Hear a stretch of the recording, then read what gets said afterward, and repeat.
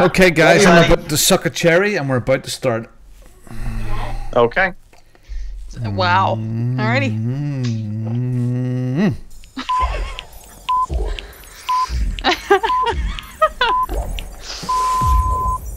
Good evening, ladies and gentlemen. Y'all are listening to the Overseas Connection podcast. Shut up and sit down. Here we go! Would you kindly? I think we're just getting started. Medic! I'm a witcher. I think this is more than you can handle. He sits on his ass all day. Let's do this. Hey everybody, thanks for tuning in to episode 537 of your Overseas Connection podcast. Today, July 28th, 2019. I know.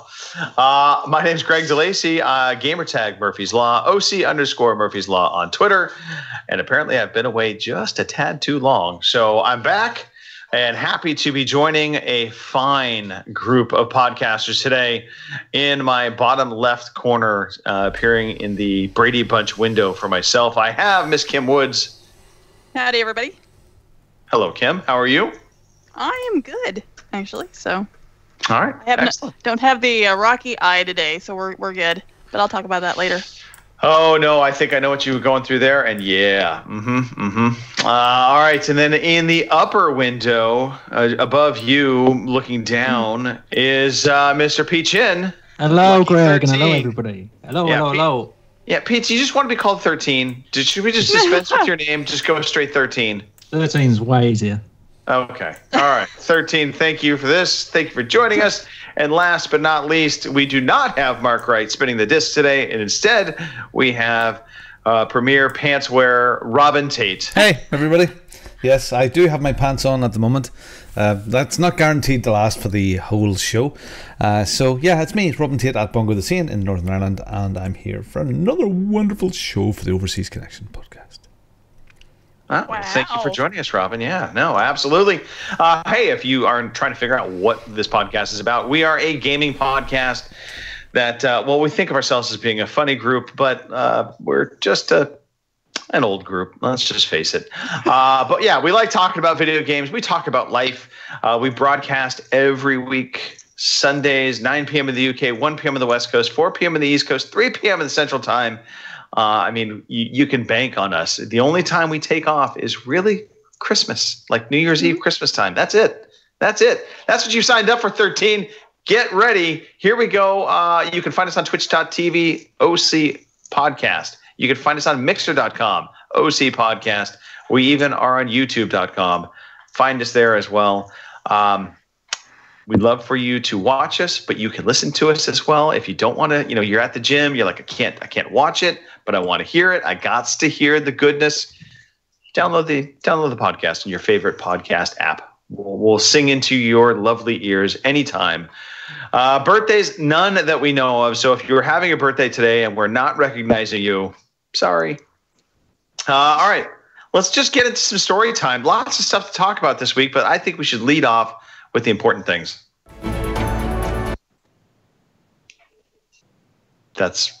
You're absolutely right. We should lead off with the important things, shouldn't we?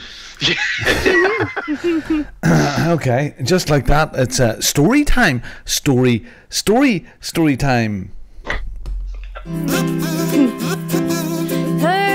it's story time. Hooray, it's story time. I'm so glad to be with you today.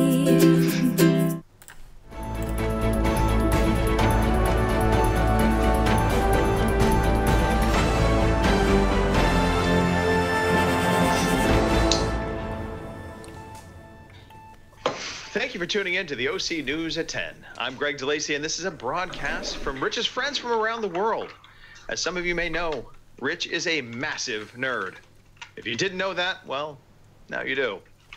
We've gathered all of Rich's nerdy friends to give you a special broadcast. So stand by. Here we go. Let's start with the world stage. And Robin, I understand you have some breaking news that could impact all of us and everyone as we know it. Political activist Dick Webster has been flip-flopping his position on several key views. He has been anti-Brexit 30 times and pro-Brexit 39 times. With these 69 changes of mind, he may have to change his position again. At present, we are not sure if he is coming or going. Most recently, he landed firmly on the side of pro-marriage and has been backed by the powerful lobbyist Lady Jill Mountford. In fact, he is hoping to partake in some solid lobbying later today. Back to you, Greg. That's great, Robin. Thanks for bringing that to attention, although I think that falls into the we really don't care party. All right, let's turn our attention now to some local news. Mike, I understand you have something. The police seem to have caught a break in a recent crime wave.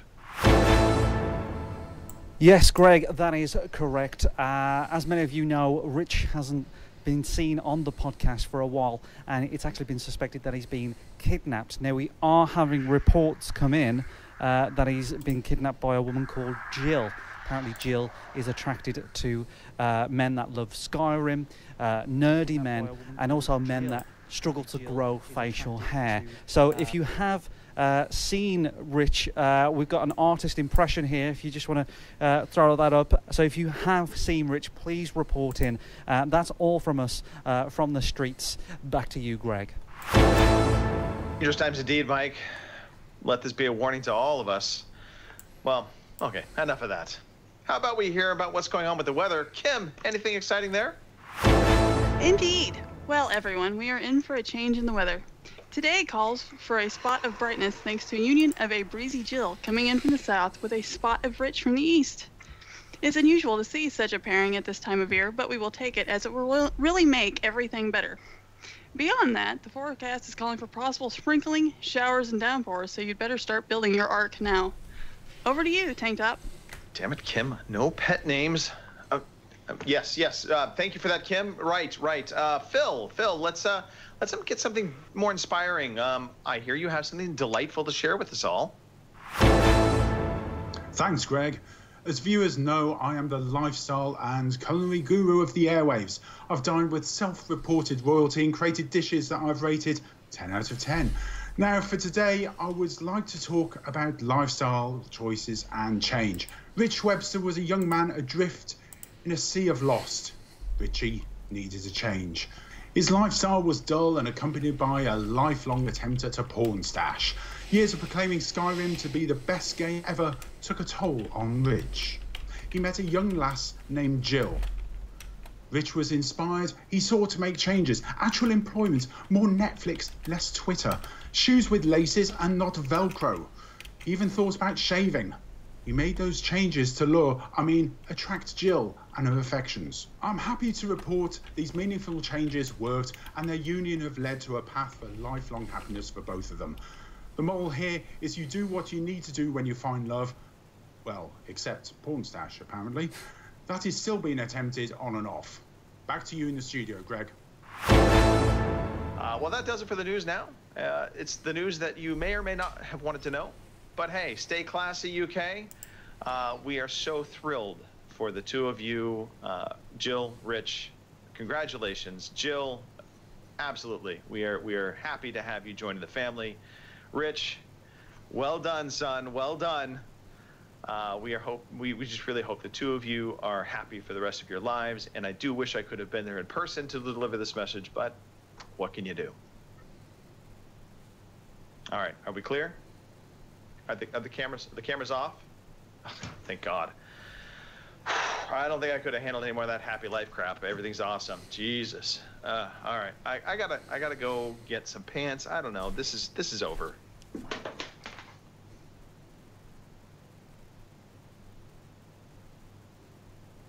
Oh, I love doing that. That was so much fun. Oh dear, that was a good laugh. That. Congratulations, Rich and Jill.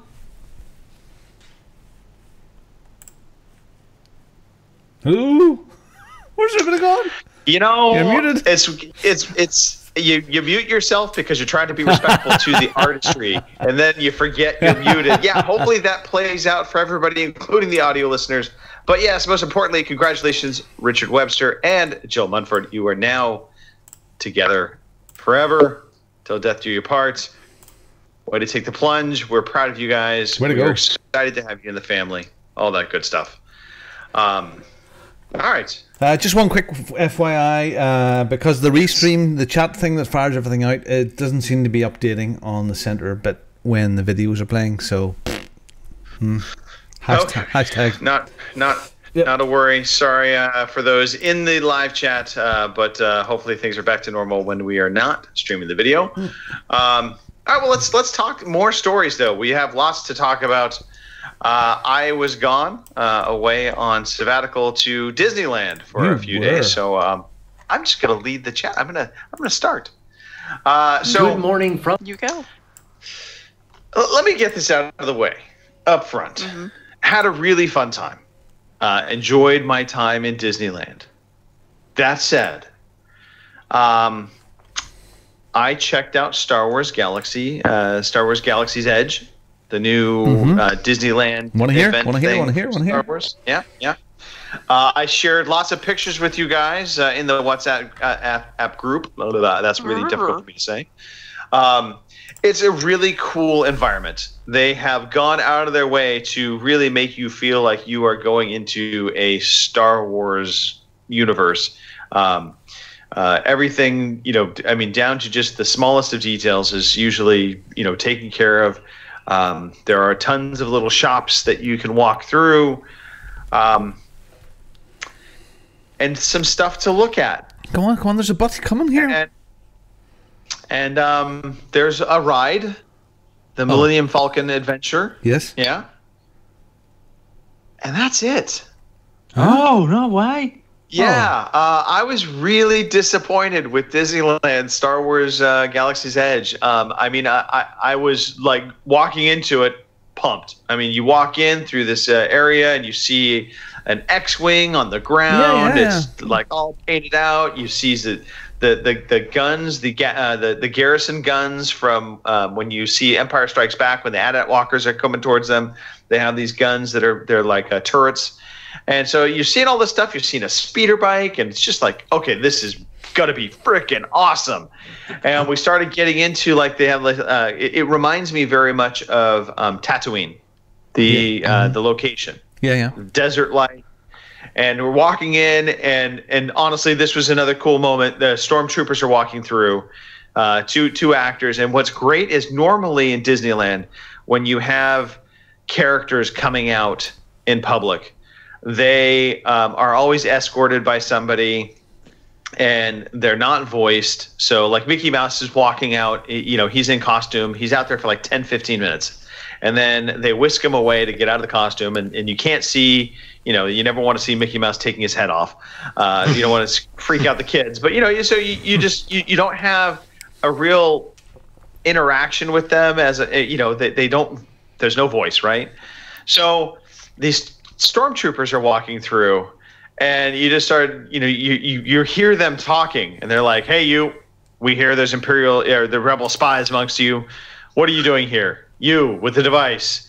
And at first I thought it was just pre-recorded messages, but I'm pretty certain these guys are just talking through microphones built into the helmets. And they did a great job. And they're no handlers with them. They're just walking amongst the crowd, blasters in hand, stopping people as they go, constantly, questioning them if they're part of the resistance, if they're spies. And it was just really, really good. So, that was like the initial impression. I'm like, okay, awesome. Give me more. And then we came into this open area where you see the Millennium Falcon sitting in the hangar. And it's fantastic. Like, oh, this looks awesome. And we were able to get on that ride actually right away. So one of the privileges or benefits, I should say, of going with my son is he will get a disability pass. And so if you're not familiar with how that works, basically when you have somebody with special needs that can't wait in a line for very long, they will kind of allow you to do fast passes where you can get return times. You still have to wait in a short line, but usually they take care of you pretty well. And in this instance, the guy, we didn't even have a fast pass set up for the Millennium Falcon. He just looked at us. He's like, just go on in. And so we bypassed everybody in line. There were people that had been waiting there for like an hour. We just walked right up into it. But it was really cool. So they get you in. They do this like kind of flight training video. There's this character, and I forgot his name already, but you see him up on this ledge, and he is full animatronic, but very realistic. Like when I first saw him, I thought it was a person in costume. He's about to because appear he was on so fluid. He's Yes. about to appear on really the fluid. About to appear on the video right now, actually. Okay, perfect. Yeah, so it just had me like, I was like, oh wow, okay, this is cool. And then you step in. They take 6 people at a time.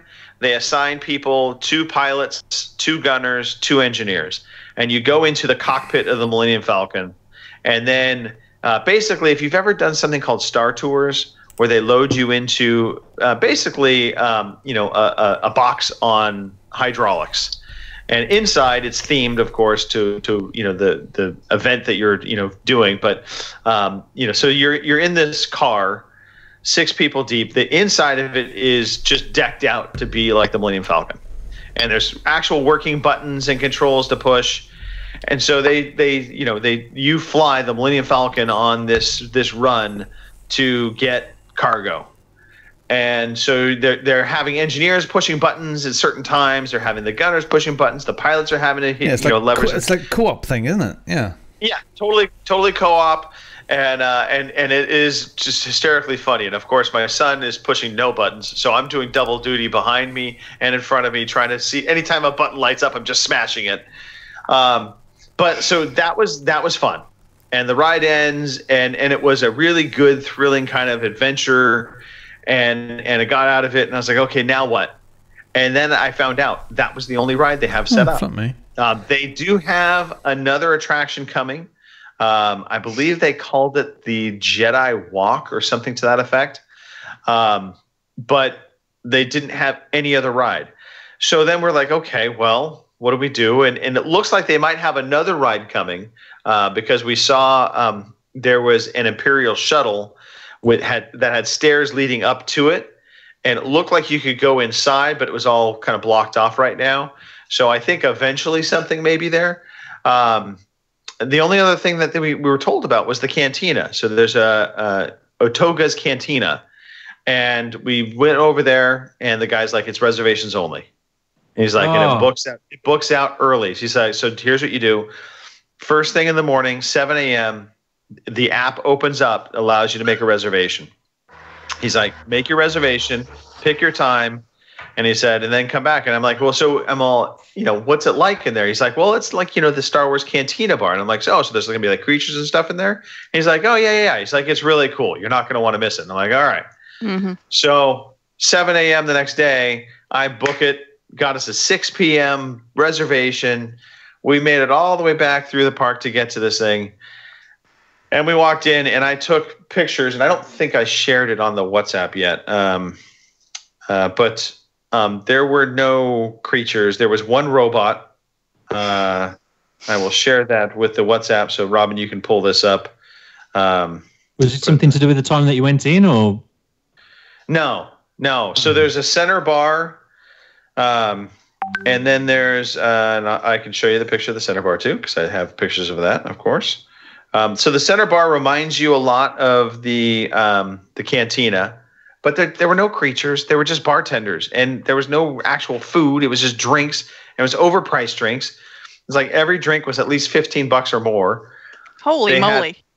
They had collector's cups, but the cheapest collector's cup drink was $32. Oh my life! I was like, so basically, this is just a blatant, like, I'm gonna, steal your money kind of situation. I was like, money grab.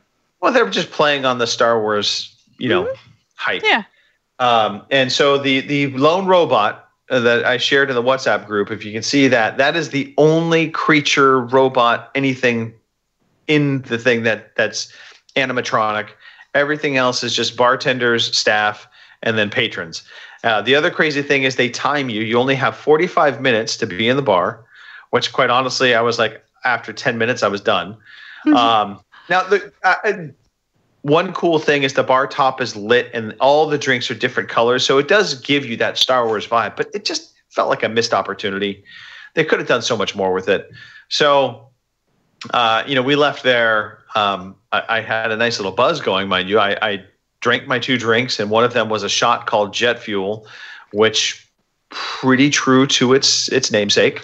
It just burned all the way down. It had Maker's Mark in it, some kind of chili liqueur in it as well. It was tasty, but yeah. Anyway, so that was Star Wars was a disappointment. I was like, oh. So so that was Star. Any questions before we move on from Star Wars?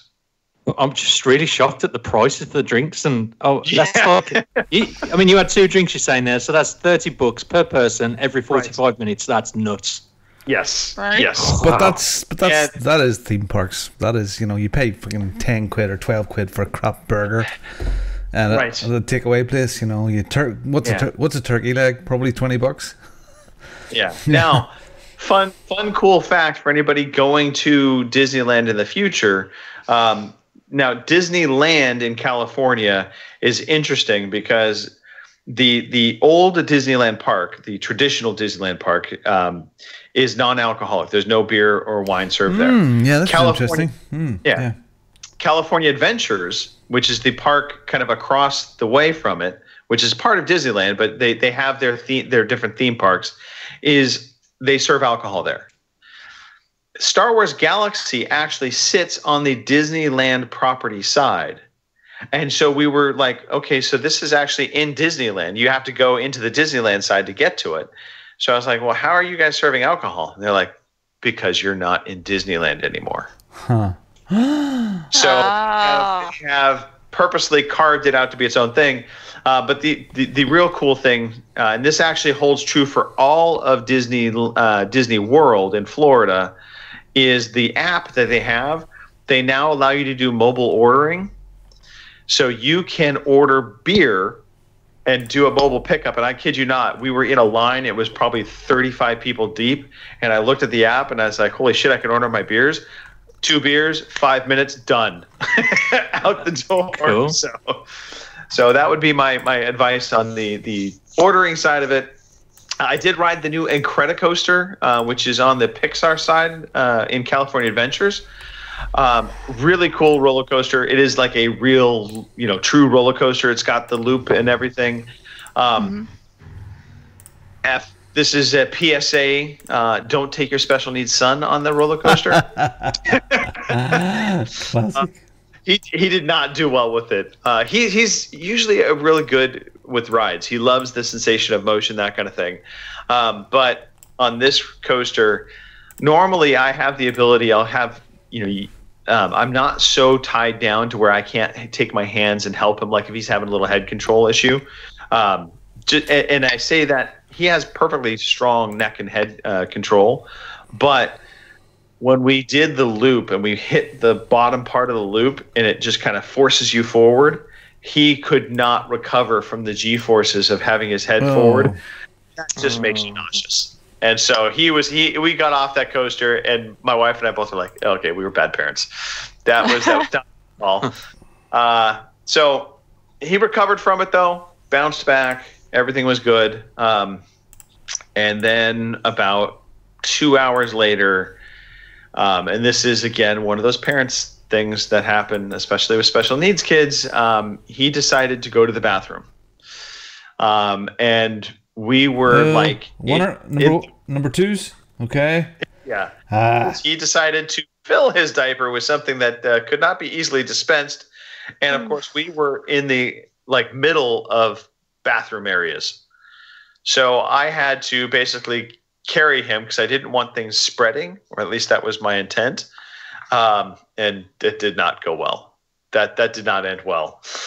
So we literally had to just take him out of his pants, wash those pants out, put them in a bag, and then we just went and bought new pants for him. Okay. In there. Yes. And so last funny story. This is actually more bathroom jokes.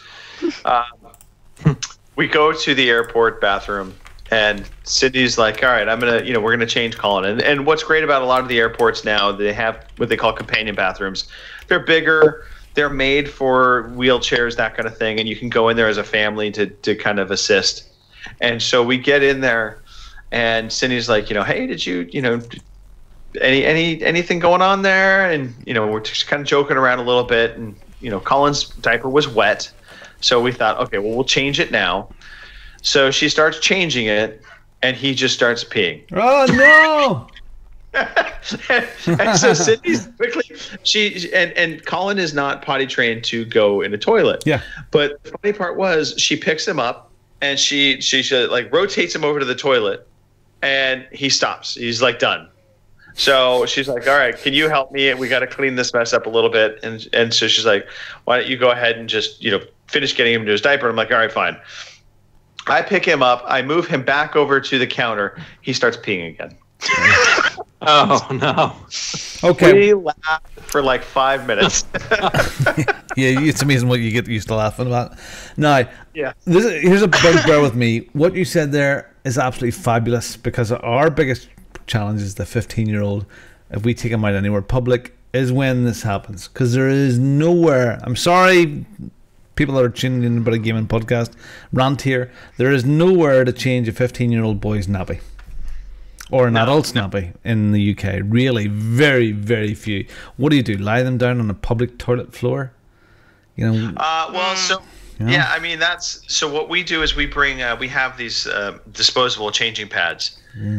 So we'll bring those and we'll kind of roll them out and basically just lay it out to where we can lay them on the ground, because Colin is big enough now he can't be in one of those changing stations. Gross. Well, yeah. Anyway, there you are. Rant over. Very good. Anyway, so that was Star Wars. That was Disneyland. I want to go just to suck up the size and physical bit of the Millennium Falcon, because it looks like it's built to scale, sort of thing. And just to stand there and get that selfie would be good enough for me. Yeah, and I think at the end of the day. And maybe that was where my disappointment came in, is I thought there was going to be a lot more, but I think from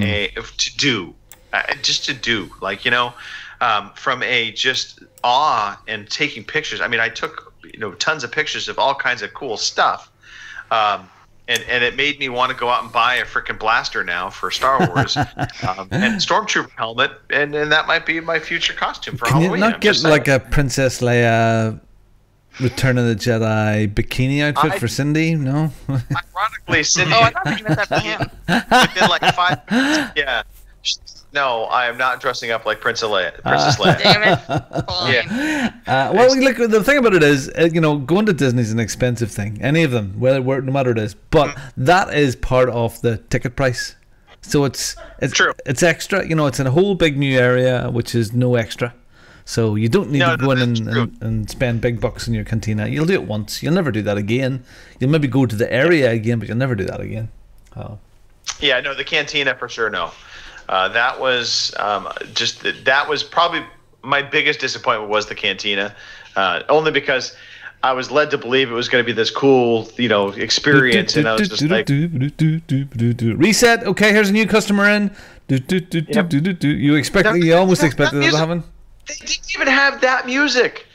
I mean, didn't it have any music? No, it had music, but it felt like I was at some freaking hip hop bar. I mean, there was the Star Wars canteen music. I mean, I was just like, come on. How long's the complex been open to the public? But a month, 2 months now. Yeah. Okay. Now you can imagine that being really, really would drive you insane, listening to that from 9 to 5 or 9 to 10 or whatever it may be. But who cares? Yeah. It's like it's like the Small World ride. Once you start singing that Small World tune, sorry, it's in your head now. You can't get rid of it. But there's so much music though from the Star Wars episodes. They could play all of that and play that on the air, I suppose. But the way you've done the 45-minute thing, did you go in as a group of 45 minutes? Was there a group of 20 of you went in, or 30 of you, or 50 of you went in? No. They bring you in per small group. See, they should do it that way. Bring in like a batch of 50 or 100 people, and as you're walking in, the cantina music is playing, and then it goes for 45 minutes to an hour, then they reset, and then they start it all again, as if you're walking in, and somebody goes, "Yeah, we don't take your type in here and send the droid back out the door," sort of thing, you know. So they should do. Yeah, I mean, there should have been somebody or something in there referencing Guido, right? I should have been in it. How he wasn't there, I don't know. Well, Colin shot first. Yeah, so it was funny though. We did ask the bartender. We're like, "How do you tell when 45 minutes is up?" And the bartender's like, "Usually 2 drinks is about 45 minutes." So they don't even really time you. They just kind of, they have this rule, and they were very vocal about it out in line. But once you're in there, I think it's kind of up to you. Okay. But yeah. All right. Cool. So anyway, so that was me. Kim, Good you have something equally exciting to my diaper challenge. Oh, yeah. I had to take a cat to the vet this week. She's having a little bowel issue, we'll say. And but she seems to be fine. The vet gave her some medicine. Also gave her some food that she refuses to eat. So, all right, whatever. So I even letting her eat the old food. So we'll see what happens. And she's got some medicine to take. So hospital food's never good, so I would want. Well, yeah. Well, for what I probably paid for this small can of special veterinary cat food, she should be eating the crap. But oh well, what are you gonna do? Yeah. Other than that, Monday, I noticed last weekend when I was on the podcast, my eye hurt, and I woke up Monday to a swollen eyelid. So I looked a little bit like Rocky Balboa after he went like 3 rounds. So wow. That was fun. Right. We must be joined at the hip, Kim. Because something similar after I was working underneath Bert last week. I think I got a piece of metal or something in my eye. So I've been doing eye washes and eye drops all week. It's been terrible. Wow. Let's see, we're linked. I mean, right? our monthly cycle is going to be linked as well. It's something like we're going to be grumpy at the same time. Oh, yeah, flip me. I can't wait. We're like sisters. Oh, yeah. So, a little bit of an infected eyelid, but as you can see, it's finally cleared up, so thank God. Nothing's worse than waking up in the morning and you got, like, slime on your eye, and you're like, what the hell did I... Oh. Yeah, who the hell's he? Yeah, no. Yeah, I notoriously can get my right eye, I'll get styes very easily. And, I could live in those. Yeah, the funniest part was, I had a really bad one, and I usually don't get them bad. Like, they'll bother me for like a day or two. It'll look a little puffy, and then it goes away. Yep. But I don't know, probably 2-3 months back, it was bad. Drive me nuts. And of course, I'm like messing with it all the time. And Cindy's like, just stop, let it be. And the doctors are always, don't touch it. Just warm water on a washcloth. Blah blah blah. And like, finally, I had enough. Yeah. I popped it. Oh, you're not supposed to do that. Yeah. It did not feel terribly good. Let me just put it that way. Your eyelid is very sensitive. Yeah. That's why there's no makeup this week, because they're like, you shouldn't be wearing makeup for a while. I'm like, okay, that's fine. I'll live. So, because my sister wanted me to go to a doctor, and I'm like, it's just a sty. I'll put some, warm washcloths on it for a few days, and it'll be fine. Sure enough, it was. She's like, oh, you need the antibiotic ointment, and yada, yada, yada. And I'm like, I'm like, if my eyeball starts falling out, I will go to a doctor. But until then, this should be fine. So, so tough. Okay. So tough. Robin. Okay. Robin, yes. You look like you've been watching a lot of television. Bits and pieces. Right. Been too tired. Very, very busy at work. So this is my last week for a couple of weeks because I'm going to Italy this time next week. I will be around Lake Garda. So a lot of stuff's going on. A lot of late stuff and a lot of babysitting. So I have caught up with a couple of episodes of the new Jessica Jones. I know Mark talked about it last week, series 3, and it's pretty good. She's cool in a dark anti-hero type way. So something I came across which is brand new on Netflix, and it was Katie Sackhoff is in it, and that kind of got me. That had me at hello. Katie Sackhoff, of course, from Battlestar Galactica. She was Starbuck, the new version of it, and it's called Another Life, and it's about this alien presence comes to Earth. They just sit there. Nobody really knows what it's all about. It's set in the future, and Katie is a captain of a ship, and she's sent out to make first contact to find these people to see if they're being hostile or not. And it's sort of Star Trek adventures on their way to meet these people. So what, 3 or 4 episodes. She is older now, as we all are, but she's still a beautiful, beautiful, sexy girl next door, lovely woman, and it's a space drama. So like Battlestar Galactica was not just about the Cylons every week, it was about the drama of what was happening on the ship, or the alien bug that lands on the ship and they have to deal with. It's like that. Okay, so let's go. Recommendation. Other stuff in the car. One of our favorite audiobook series, Greg, is the our Skippy the Magnificent and Expeditionary Force with a guy called R.C. Bray. Now, if you remember a while back, Greg was recommending the Aliens series, the dramatic version of Aliens story with actors. Right. Okay. So what they've done now is this is an extra story for Expeditionary Force, and it's called Homefront, and it has Zachary Quinto, R.C. Bray, of course, Kate Mulgrew, and she was in Star Trek, isn't that right, Kate Mulgrew? Am I right about that? Yep. And a whole pile of other people, and of course Skippy the Magnificent, and it's all acted with all these voice actors now, and very highly produced with lots of sound effects and all the bits and pieces. And I was skeptical at first, thinking, they could really ruin this for me if they get the voices wrong. What I pictured R.C. Bray in my head, you have him there, but he is still doing the voice of Skippy the Magnificent as well as his own, so it's cool. Okay. So that's a recommendation for you, new and audible. Excellent. And my final thing, of course, going to Italy, trying to get ready for all of that. We've got builders coming while we're away, and we're knocking through a wall. And of course, I decided to take the sledgehammer to the kitchen wall yesterday, and my kids thought I was going crazy. Had no idea what was going on, and the baby thought, what is he doing? But I just wanted to see what it was like, because it's going to open up the whole new set of light for where the hole is going to be. So starting to get ready for that. Going to be a crazy week, just trying to get everything set up and ready. But looking forward to holidays. And I'm going to miss you all. Not. So yeah. Yeah, we know. That's what I've been up to. I've been up to lots of stuff. Yeah. All right, and last but certainly not least, Pete, streamer extraordinaire. Yeah, well, I've had a busy week at work, but I don't need to talk about that on this podcast. It's just been one of those crazy things where loads of things have gone wrong, and it's just been busy. But have you been using your ass? Have you used your ass? Yeah. Yeah, good. Out of work.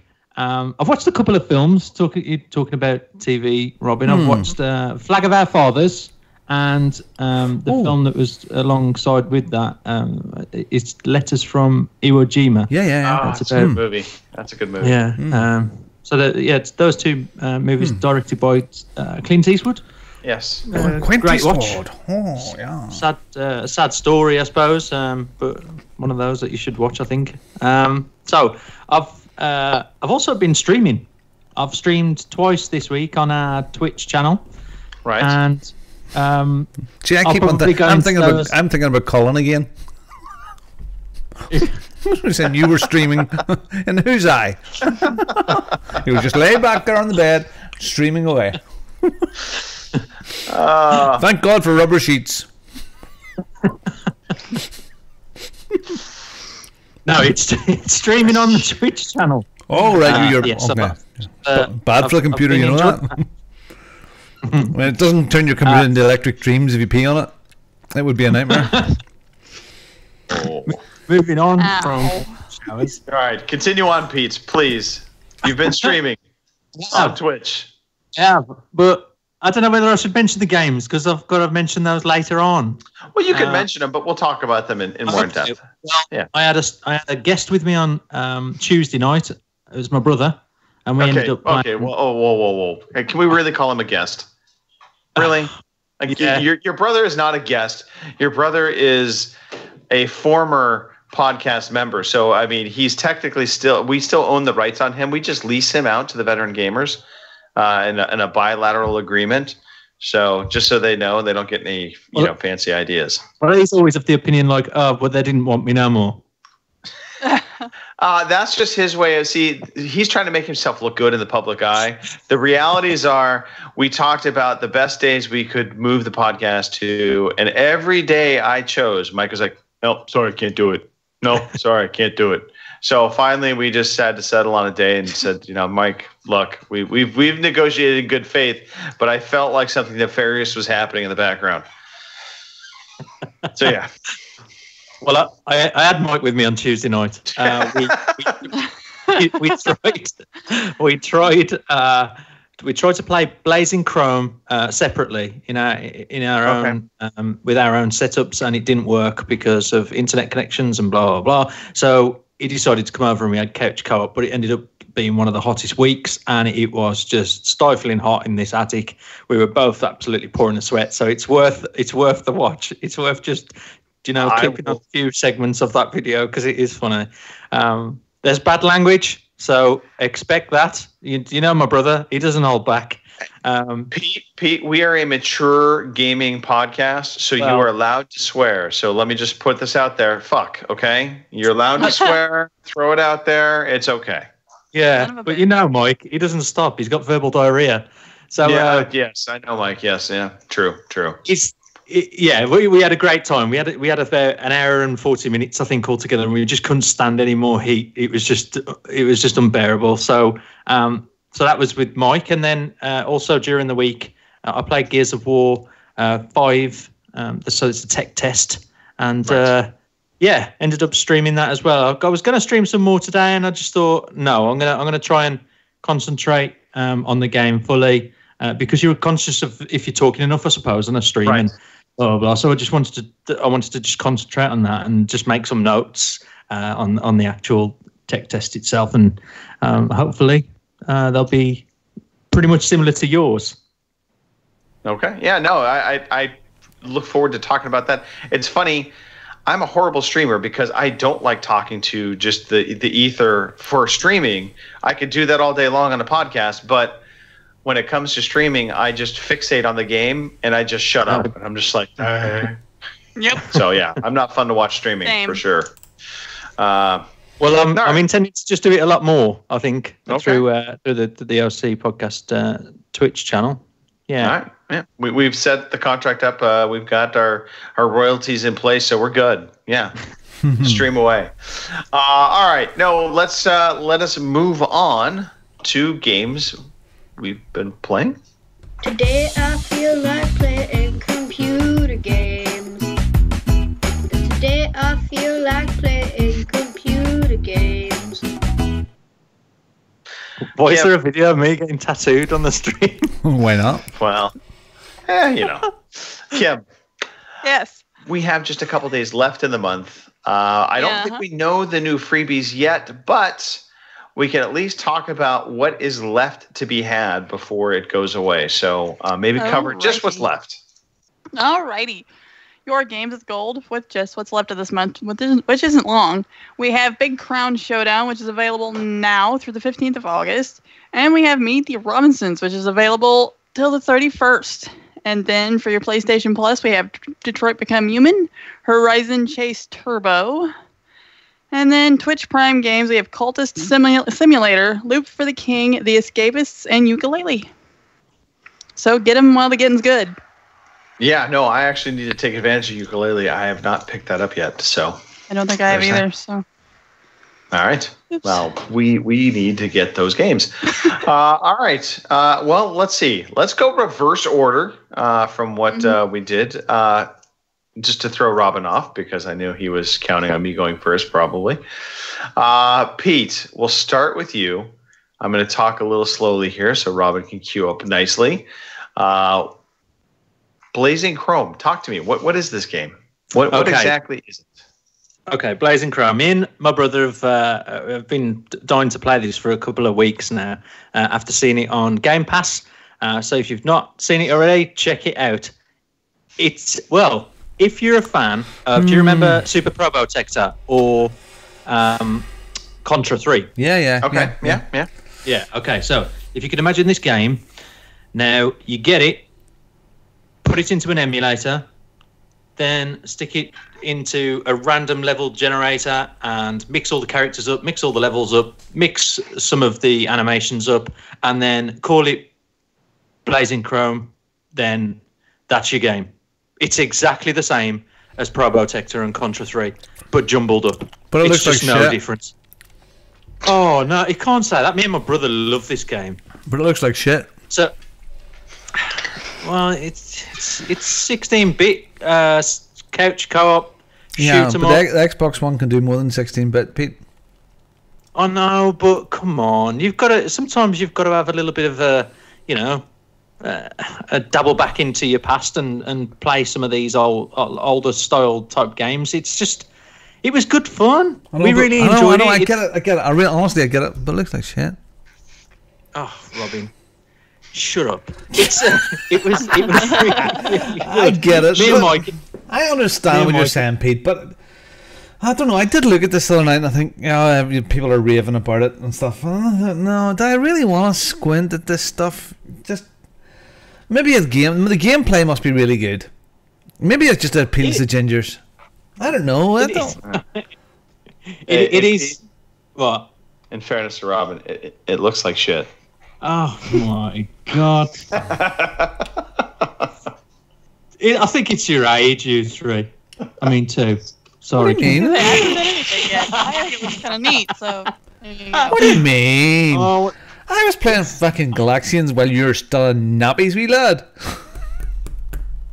Well, anyway, if you like running guns, 16-bit, and don't like these two going on. Okay, I will give it. Yes, it is old school, but even though it does look like shit, it looks like better shit than the original. I mean, the sprites and bits and pieces do look like they're a bit more detailed or something. I don't know. It might have a bit more detail in some things, but it's a lot more difficult, which makes you hate it probably more than Super Probotector or Contra 3. So it's a 6, 1 and a half, a dozen the other. And we got frustrated in the end because we just couldn't get past this one stage, this one boss. It was just like this little tarantula, and you had to run under it and then run out of it once it jumps, and it was bloody frustrating. And we thought that you'd get to an early a checkpoint just before that, and it didn't. It took you to 2 stages before that boss, and it was just we just couldn't save enough of our lives to get to the end of it. You can only, once you continue, it just resets it all from the last checkpoint, and it was just bloody difficult. So we was hot, we was frustrated.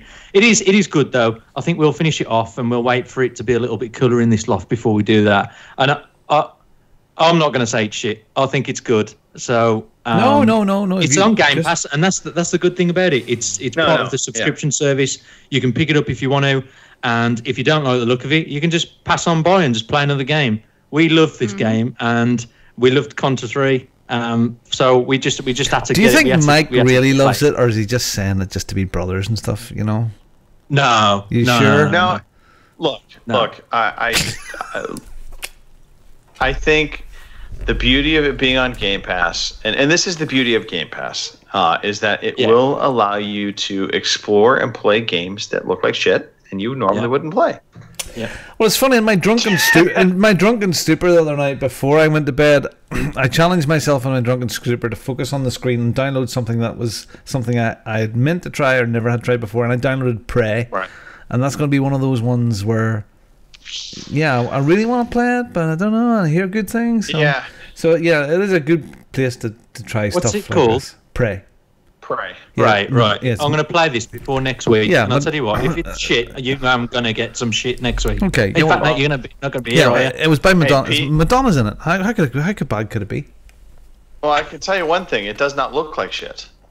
I have played some Prey. No, it's 16-bit. See, actually, Prey's actually 8-bit. It's half your bit. Well, this looks like shit, but it doesn't play like shit. It's good. You can carry on, you two. It don't really matter. I'm still going to say that you just, Pete, yeah. Pete, let's talk about something that actually we can both agree looks fantastic. Yeah, it doesn't. Yeah, Gears of War 5. Come on. Oh man. Move on, man. Move on. Gears 5. Yes. I'm going to let you talk about it. I've wrote these notes loads, and I know I'm intimidated by your note page. This is shit. Yeah, too. no. So I fired up the tech test last week. I know you guys talked about it last week when, and all I really did was the tutorial section. I forgot what they call it though, but it walks you through the basics of Gears of War. But I was impressed by it because I think one of the things it did. It felt like it gave a decent reason for having a little trial of the controls. Kind of typically speaking, every game has to figure out a way of saying, look up, look down. This is how you fire a gun. And 9 times out of 10, I think it feels very kind of samey. You've done this before. This time, I kind of liked the humor they added into Did you? No, I didn't like that at all. I thought it was a bit cheesy crap. Yeah. Oh, and me. I don't like the old English. Well, they're trying to the English terms like, or should I say, tosser. One thing. That's one word that doesn't sound right when Americans say it. I'd rather have them put in douchebag or something like that. Tosser just doesn't sound right. I would agree. Oh. I'd rather call you. Yep. Oh, easy. No. So. But I didn't have a problem with the humor. I guess maybe that's it wasn't like, oh my God, laugh. I'm falling down laughing, but it made me chuckle a couple times in just that. You know what? I recognize they have that humor in there. It didn't feel completely foreign to the environment or the characters.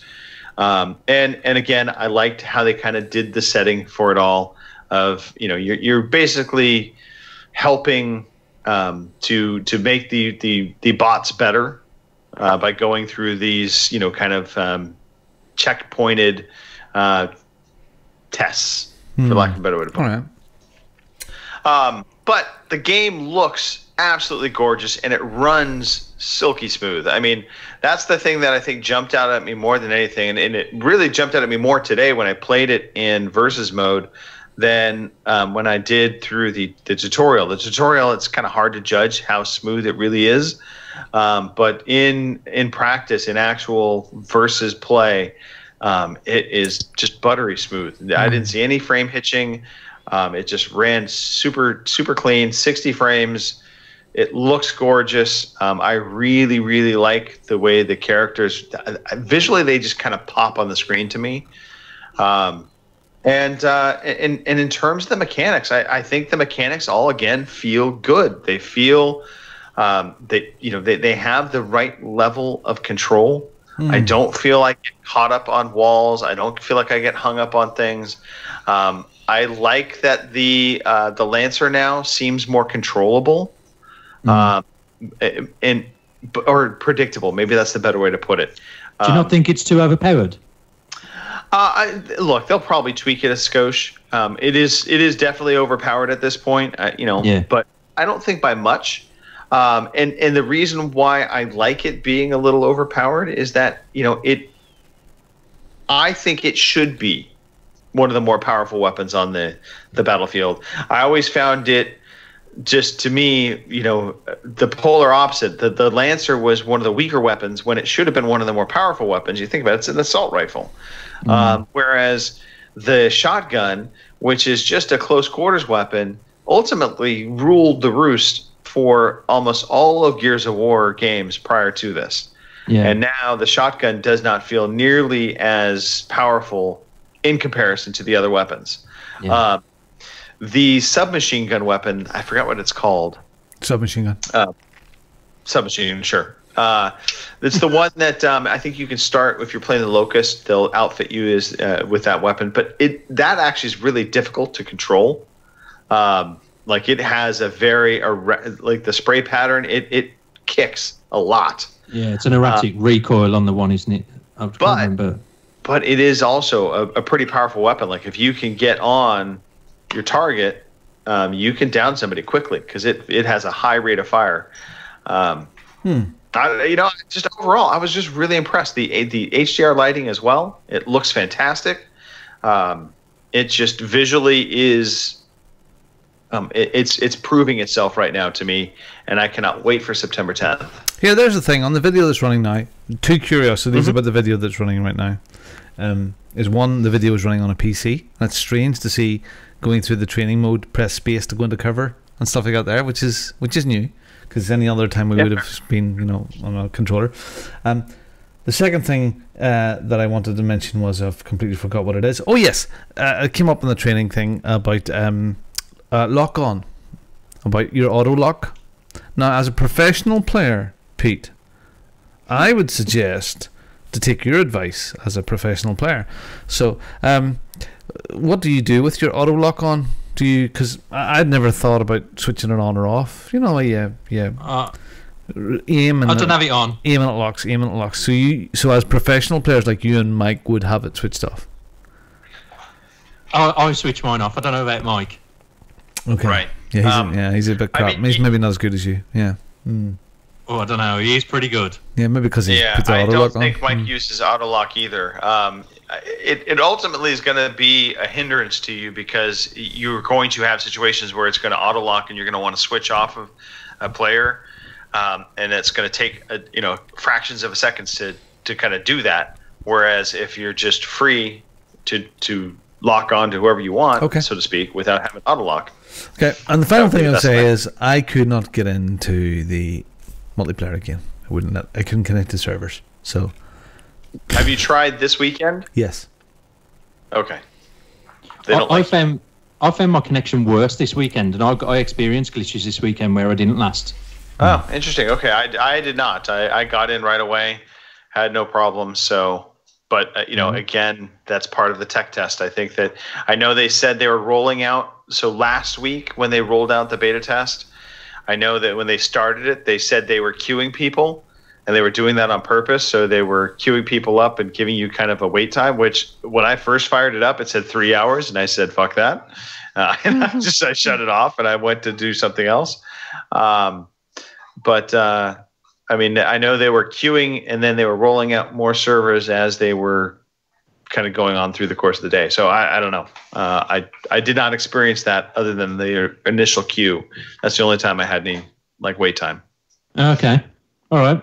Well, here's some thoughts I've got on Gears of War 5. There's one big negative about this weekend was there wasn't anything different to last.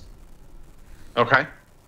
I was a bit disappointed in that. I thought they would at least give us some gameplay, or they would give us horde mode or a different game mode. Yeah. It was just completely the same. So that was a bit crap.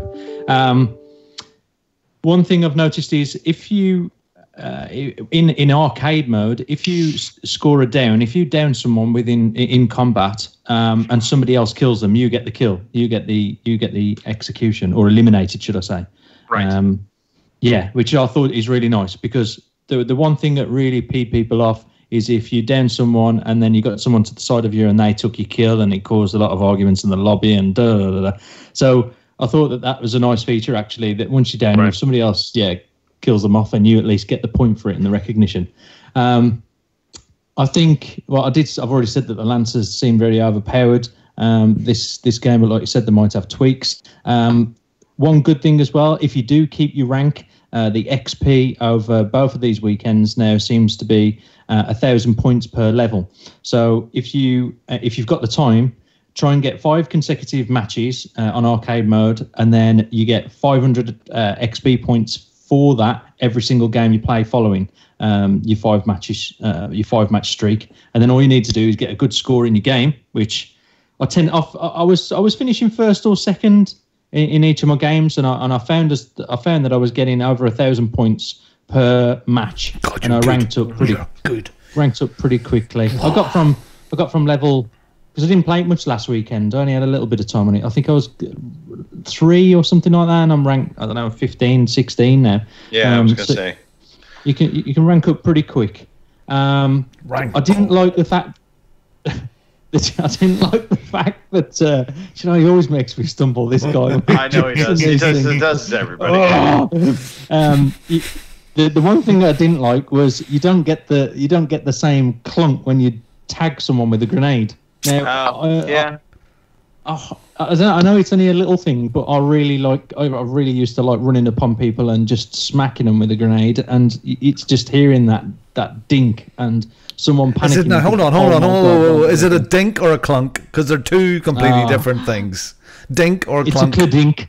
It's a dink. Dink. Yeah, it's.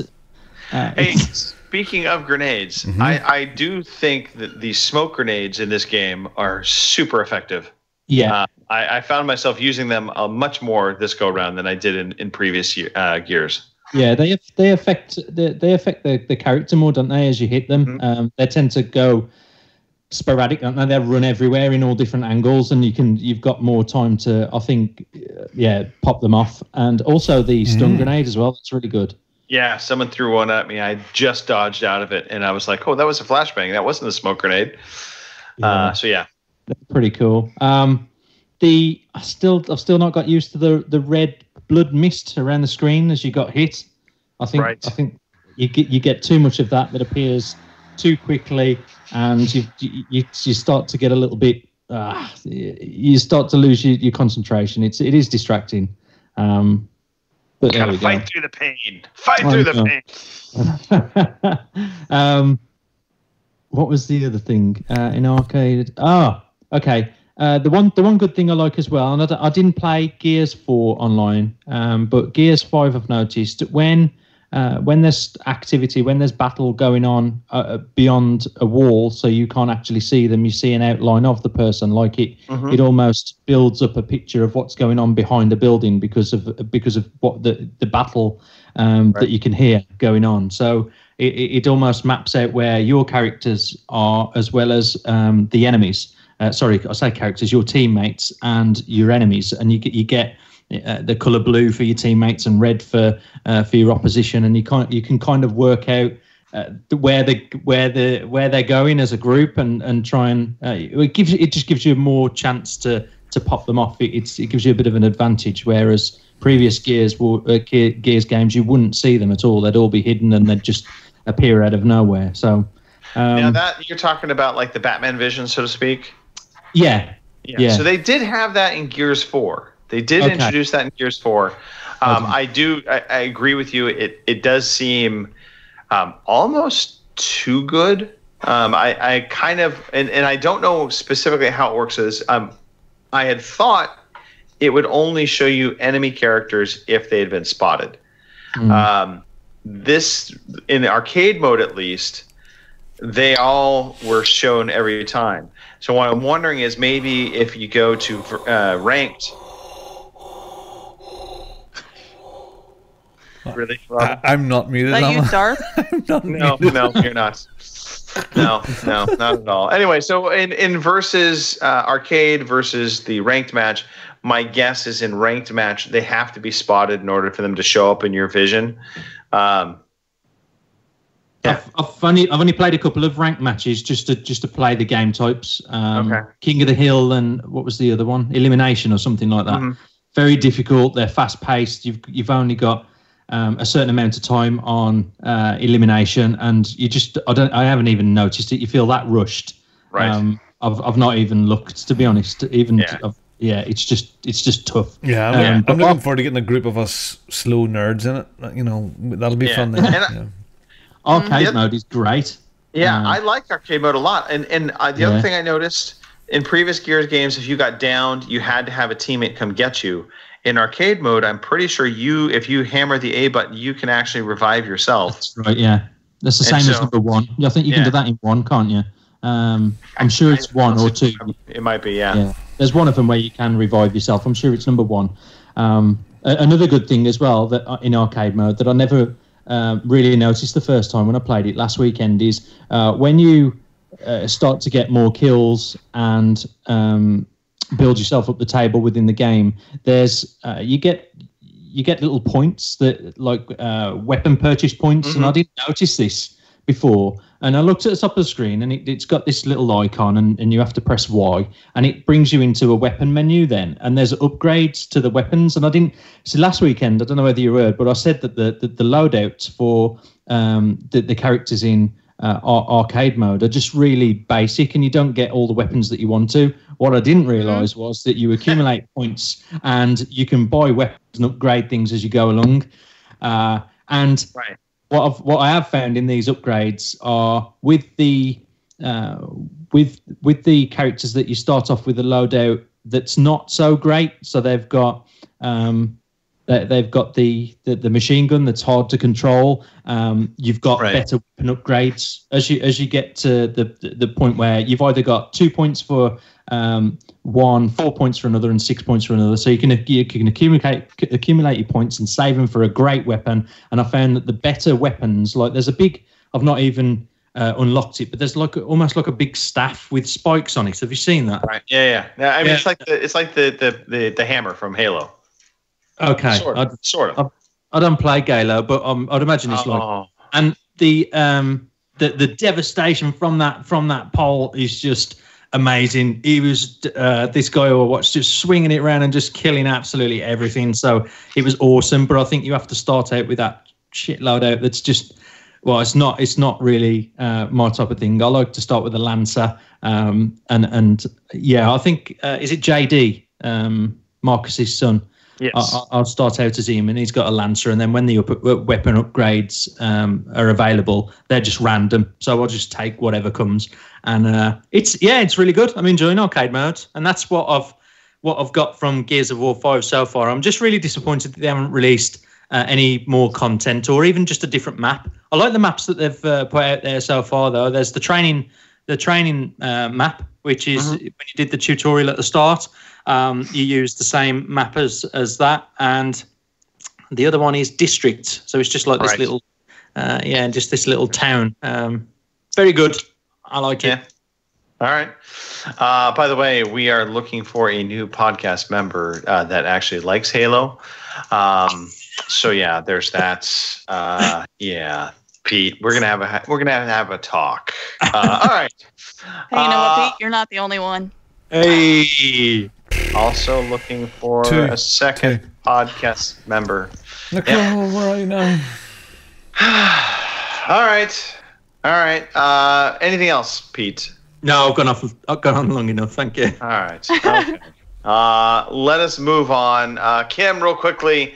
Obviously, Red Dead Redemption 2, we know you are continuing on your beaver hunting saga. Any... Sorry, couldn't help it. Not beaver. Possum, but all right. Sorry, possums, beavers, raccoons. I mean, if anything that's like varmint. It works for me. Yep. Trials, apparently, and Borderlands were Borderlands, Borderlands. Okay, Borderlands. Wow. Yeah, Borderlands. Yeah, they had their free weekend here a couple weekends ago. So a couple of my friends got back into playing it again. Well, little did I know they played the Game of the Year edition, and I don't have that one. I just have the original Borderlands. So yeah, we fired that thing back up, and for nostalgia, I guess, and it was all right. So that was a question. So you played the 360 version then? So to speak, on your Xbox One. Yep. They were playing the new version that was kind of up-res for Xbox One. Yeah, but we found... No, we couldn't. That was the problem. She had to actually dig out her 360 version in order to play the same game with me. So just a heads up, if you have the Game of the Year edition, the Game of the Year edition and the 360 version are not compatible, even though you'd think they would be. But no. So, and the way she talked, apparently the Game of the Year edition plays a lot better. So, I would imagine they probably smooth out some of the frame rate, pacing, that kind of thing. Yeah. Does this make you want to go get Gears or Borderlands 3? Oh well, that's Gears. The plan. So, I mean, I'm getting Gears 2, so just so you know. Oh yeah. But yeah, that's the plan. I think if I didn't get Borderlands 3, I'd probably be disowned. So. Yeah, what is the one? There's one there that's on the Game Pass, which is I played it at one of the EGXs. It was like Borderlands in space. That's not quite right. The pre-sequel. Yeah, the pre-sequel. Pre-sequel, yeah. Which I never finished. Was it just there? Was it? Yeah, I mean, a lot of people liked it and they played it and whatever, but I don't know. I didn't get along with it. So. Okay. There's only been one prequel I've ever actually enjoyed playing, and that was Red Dead Redemption 2. Yeah. There you go. Yeah. So. All right, Robin. Mm-hmm. Let's talk about. Well, I mean, you've got lots to talk about here. GTA 5. Yeah, it's funny. I was sitting all night going, "What am I going to do? I don't have much time here." So I don't know what it was. Maybe it was to talk about the casino thing last week, and I thought, well, I'll fire up GTA to see what this casino is about. And as soon as you go into online mode, it pops you straight into casino. You arrive there, and then I walked around a bit and spun the wheel of fortune, and yeah. But it's all about them shoehorning you in to spend money, to buy the penthouse suite and all of that, to spend your bucks. So it's all about that. So I came out of the multiplayer mode and back into my single player saves, and I actually thought that I had lots of other stuff to do. Sorry, Greg, you okay?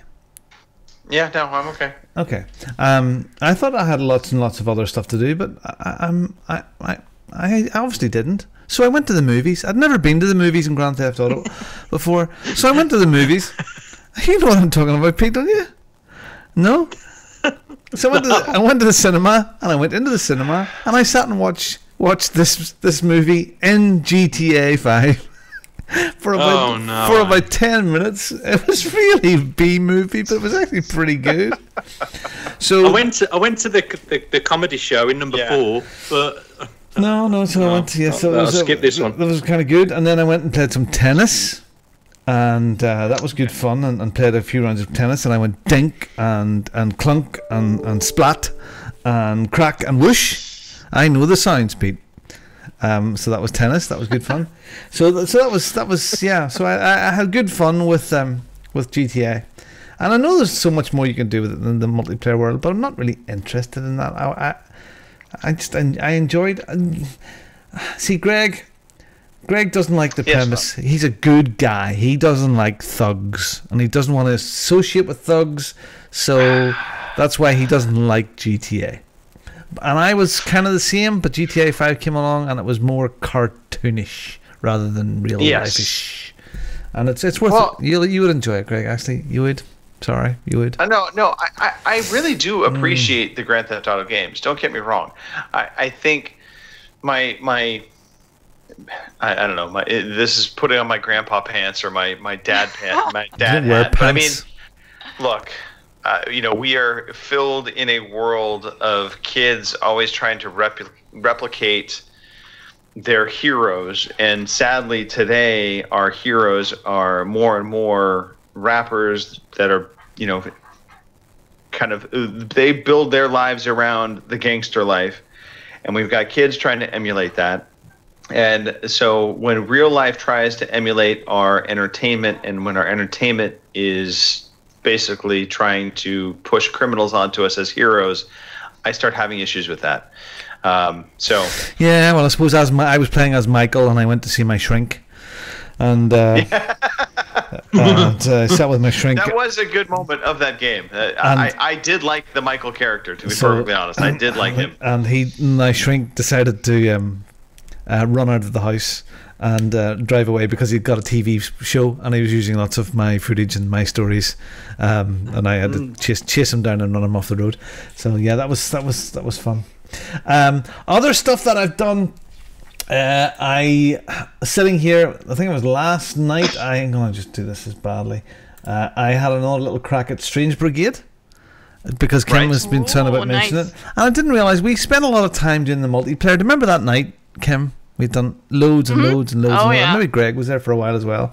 And I've only done there's maybe about 8 or 9 chapters in it. Is that right? I think I'd only done 2. So I finished off the 3rd one last night. I was thinking about, I wonder if Kim's right. I could maybe join in and play, because it's a really good game. It's good. It's solid, and it's fun. And it looks great. You just can't have couch co-op, can you? On this game, it's online co-op only. Correct. Yeah, that's what I was annoyed about. I was going to play this with my son, and we got down to get started, and disappointed at that. Yeah. Well, you know what he wants for Christmas? It's already got another Xbox. Yeah. He's got. Oh yeah, Strange Brigade, good fun. I also went back into SteamWorld Dig because it's just so lovely little game. It's just really sweet, and mopped up some of the achievements in SteamWorld Dig 2 again. It was just lots of fun. All right, and that's been what I've been up to. And good. I will try and keep this relatively quick because I know we've been going for quite a while now, and we haven't even gotten into a lot of the other stuff we need to, but. The Golf Club, Trials Rising, Hitman 2, been playing a bit of that. I know Mark talked about it, Hitman last week, was the week before, but Hitman 2, it's more the same. It is, but that's a very good thing. The Hitman series, if you want something where you feel like a sneaky bastard, and there are literally, dozens, if not, I would say hundreds of different ways to kill somebody as your mark, Hitman is the game you want. And what's great about Hitman 2, and I think Mark did point this out, is when you finish a level, it will show you all the little things that you did that are kind of unique to kind of, distracting somebody using a certain item. And they're all little challenges, like mini challenges. And so it'll come up, it'll show you that you did this or this, but it leaves everything else grayed out. So it's kind of like, you can go in and play it again and try and do this and try and use this. So usually it goes one of two ways for me. I find my mark and I'm able to be sneaky. I slip in, silent assassin, take them out, leave unnoticed. Nobody knows the wiser. Then there's other times where just shit goes wrong. It goes bad in a bad way. And I leave a massive amount of bodies behind. But yeah, the level you're watching right now, by the way, in the stream with the cars, that was an insanely difficult level for me, only because one of the characters, I thought, so you can, in this game, you can always kill somebody and take their outfits and disguise yourself as them. And so I snuck into an area where there was basically the race is being put on by like a high-end robotics team and or robotics corporation. And so I'm kind of sneaking into their building and trying to get at one of the marks. And so I got into this lab area and I'm kind of behind the scenes and I'm hearing them talking about, these robotics that they're testing. And there's a lead scientist is talking about everything. And I pick up a robotic arm. And I'm like, okay, maybe I could use this as a weapon or a distraction or something. And a guy walks around the corner and discovers me. And so I just throw the arm at his head and basically knock him out. And knocked him out, and I walk over and I snap his neck. Didn't realize that was the head scientist guy. Oops. So I couldn't take his lab coat, and now suddenly he's missing. And so I'm like, I hit his body. And then I was just screwed. So I ended up having to fight my way out for a while. But it's interesting because once you get discovered in a costume, you can't go back to that costume. Or I mean, you can, but you'll quickly be identified.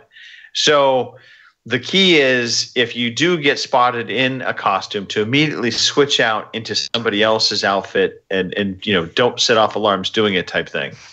But it's just It is as much a third-person action game as it is a game about solving puzzles. Yeah, well, I mean, people might like it because you can probably shoot people in the balls too, like the Sniper Elite games too. Oh, you can. Yep. It's a bit too slow moving for me, Hitman. I don't like stealth games. Yeah, I'm a bit like you as well. It doesn't do. I've tried to play. I played the first one with the nun. Yeah. Was it the Nuns in the Field? What was that? That's a fantasy thing. Nuns in the Field is a Blood Money, I think. Yeah, it was one of the ones in. That's Blood Money. Yeah, it was just that's a fantasy. It's like 6 nuns. There's none assassins chasing you in the field. Yeah, assassin nuns. Yeah, that's sexy. That is. I like that. So, but no, I think to be sure. Anyway. Last thing to talk about, and this is going to be a limited conversation. Okay, well, there is a trailer. I'm playing the trailer because it's a trailer. Yeah, because I'm under apparently there's a very strict NDA on this. I was able to get into a technical test for Tom Clancy's Ghost Recon Breakpoint. Yep. I mean, this is like when you talk about, betas in the past, they've always felt oftentimes like they're just demos. In fact, Gears of War right now to me feels like a demo. This tech test, they literally have your gamer tag laid over the screen, so you see it all over the screen. So this way, if you take screenshots, if you take footage, it will be on screen, and they will come after you. So that being said, there is a lot to this game. There is crafting. There is leveling up. It's kind of, it's Ghost Recon Wildlands taken to another level, and I think really infusing the Division into it in some of the RPG elements further, kind of furthering that. And then there's just this layer of this kind of, and I'll say realistic in quotes because it's not terribly realistic, but there is damage, and when you get hurt, it affects you. It affects how you can move. It affects your aim. So there's this survival element to the game that they brought forward. And I was skeptical at first. I think it works. I think it works pretty well. The game is still early. In the build I was playing in, it's not got all the polish to it. So there were some glitches here and there. But I'm not going to say any more other than I'll leave you with a very positive thing. Well done, Robin. Very positive. Positive note of if you like Ghost Recon Wildlands, and also if you like the Division 2, I think this game is going to be something you will love. I think it absolutely is going to be worth picking up come holiday. Excellent. So, that's it. Into this too, but I don't know. I didn't get the email till like yesterday, so it's like, well, it's half over. So it goes to the 29th. So if you can get a chance, Kim, I'd recommend checking it out. It's all right. It's a sneak peek. And it's kind of crazy because they started off and you get an employee from Ubisoft on screen. It's like full motion video, like reading you the riot act of the NDA. Not in a mean way, but I mean, they like lay it out. Mm-hmm. This is under NDA, no screenshots, no video capture. If you do, we'll come after you. And I'm sure they don't really want people to talk about it also, but it's a positive thing in my book, so I don't mind saying it. If they want to come after me for saying something positive, so be it. Anyway, that's it for me. Let's move on. Robin, I think we have a quiz. Okay, man, are you ready to go? I'm ready to go. Now, come on, now crank this motherfucker up.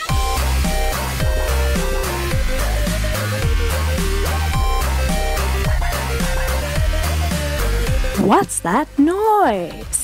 And tonight I will be your quizmaster. My name is Robin Tate Bongo the Sean, and I have 3 likely candidates for the quiz this evening. This is an audio quiz, and the way it works, you'll have 4 multiple guess answers and an audio clip to guess. This game is from a game. The audio is from a game that some of you may have played and some of you may not have played. So strap yourselves in and get ready to play Mark's audio quiz. And here's your first audio clip right now. Right now. Right now.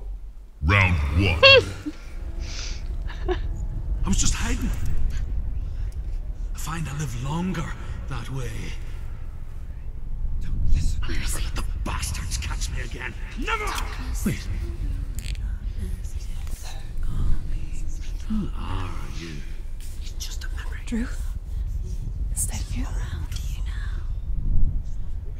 For my tales of the Northmen, they call me Druth. And there's the first audio clip. Now, contestants, your choices are this.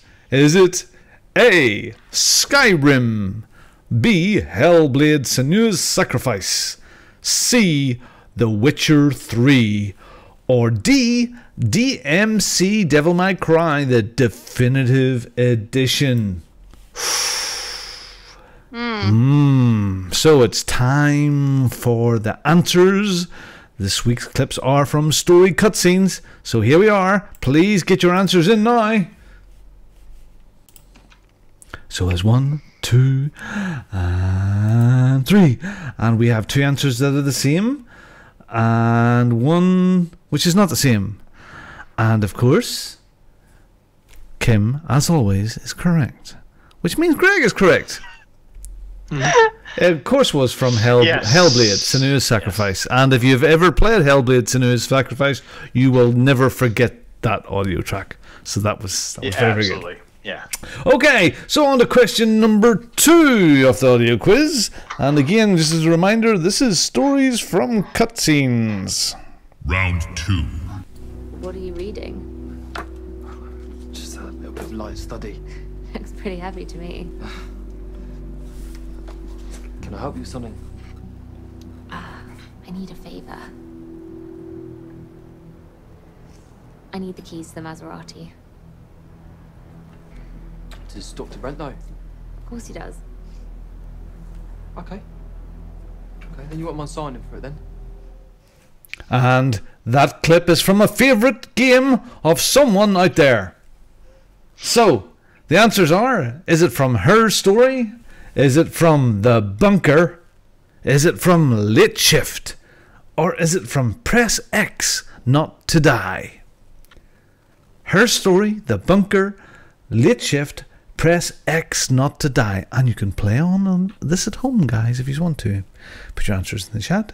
I would like the team's answers now, please. Now. Pete. I knew he was waiting for me. I knew he. Yeah. No. I was like, yeah, it's Late Shift. Yep, it is Late Shift. Absolutely, the answer is Late Shift. Another fantastic game. Really, it's a real video game. Really, it's all about videos, interactive videos. So we must play it. Okay, this is going well, guys. It's going well. It's points. And question number 3 of the audio quiz. Final round. They killed her. Sir, these things you're saying, these terrible things, I believe you need a distraction. Yes, a distraction to calm this dire mood. It's been ages since we've had a proper family activity. Checkers, or perhaps charades. Sean does so love that game. Is the lad with you? Okie dokie. So, extra bonus point if you get it without the multiple guess. Anybody want to do that? Can anybody tell me what it was? Okay, so the multiple guess, thanks to it, is A, Fallout 4, B, The Surge. I was just going to fucking say that. Too fucking slow. B, The Surge. Someone smell espresso with a twisted lemon. C, Elix. Or D, Recore. Recore. So the answers are Fallout 4, The Surge, Elix, or Recore. So for your final answers for this round of questions, can I have your answers now, please, Pete? Would you put your answer in last? Damn it. So Kim says The Surge, and Greg... I think it could be Elix, but I'm thinking Fallout 4. If you had have thought Elix, Greg, you would be wrong. And you're right. It is Fallout 4. So the two boys You are had to correct. go and search for the boy. Yeah, The I remember boy. the part. I just couldn't get off mute quick enough, and he cut me off. Yeah, go. So after that, Greg 100% scoring there. All 3 correct. Kim with 2. You're slipping. And Pete with 2. So as the scores get updated, I updated you, Kim. And Robin gets his half point there, which puts me on 4. There you go. So the leader is Kim. Fantastic, as per usual. Nothing changed there. Myself and Greg and Pete are on 4. Gary is on 3. How does that ever happen? And Phil is on 2. So well done, guys, and thank you very, very much, Mark, for that. It's good stuff. Yes. Good. Absolutely. Thanks, and I hope you're feeling better soon, fella, because I know you're not you're feeling too good. So, it's time for this. Here is the fucking news. All right, so some news. Epic Game Store cloud saves roll out. Now they rolled out only for 2 games, so don't get all excited for this. They're rolling it out and expanding it as they go. But for now, the first 2 titles that will support the cloud saves are going to be Moonlighter and This War of Mine. So if you happen to own those in the Epic Game Store, you will get cloud saves with that. And Epic says they do plan to expand cloud saves to many more games in the future, allowing players to seamlessly and continue playing on a different PC of their choice. Isn't that odd?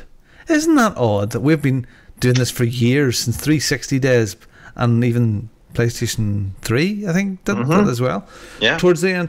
Isn't it odd that, that's just common nature now? So, if you're around other mates, you just log into your profile and all your game saves are there. Because, I remember people being nervous about, I save all my game saves locally. No, don't trust the cloud. Oh, no. So, it just seems... No. It also, to me, it seems odd that they did not have this in place when they rolled out the Epic Game Store. I mean, if they wanted to compete with Steam... Steam's been offering that since, I think, 2008. So it feels like something they should have been like, hey, we've got that from the get-go. But it is what it is. It's coming, and then hopefully they'll flesh it out even more. Speaking of things getting fleshed out, it looks like there might be some changes coming to the Xbox home screen once again. They are testing out a cleaner version. I put in a screenshot from the article I pulled. It's not a dramatic difference in terms of how the layout is done, but nice. It is different. Let's just put it that way. It's a bit upsetting for me because it's only just took me until now to start reading my messages since the last change. And Robin gets frustrated when I read his messages about 3 months later. It's just setting me back again, isn't he? Yeah, no, it's okay. I don't read messages from Robin either. So it has got a bit cluttered again, and there is, I don't know. Yeah, I'll give it to the PlayStation guys. That is nice and simple. It is a very, because they're not very clever, so they need something very simple. But it does work very, very well for them. Triggering PlayStation gamers everywhere. That's Robin Tate at Bongo the Sane on Twitter. Please send all hate towards him. So yes, your most recent played game, very, very useful thing. But it's My Games and Apps is the thing I go to the most into there. And I know there's the pinned screens you can have, but I get out of date so quick, and who could be bothered messing with that? So.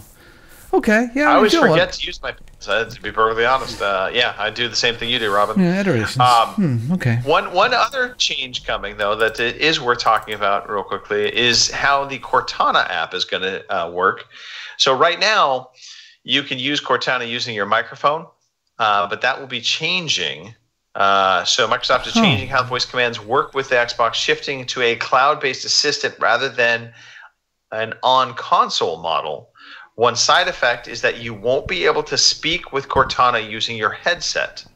You'll be able to control your console through the Xbox skill in the Cortana app on iOS, Android, and Windows, or via the Harman Kardon Invoke speaker, whatever the hell that is. I've never even heard of it, but I think that's their replacement to Kinect. And it's basically going to be similar to the Echo Dot. Alexa, would you ask Cortana to start Gears of War 5? No, frig off. No, I thought it was I thought they were bringing back the paperclip. Damn it, I like that paperclip. Look, they had an opportunity with Cortana and the voice control stuff, and unfortunately, I think they gave up on it too soon. Hey, Cortana. I like Cortana. Ultimately, companies like Amazon and Google have come in on their heels and done a better job of it. So there's that too.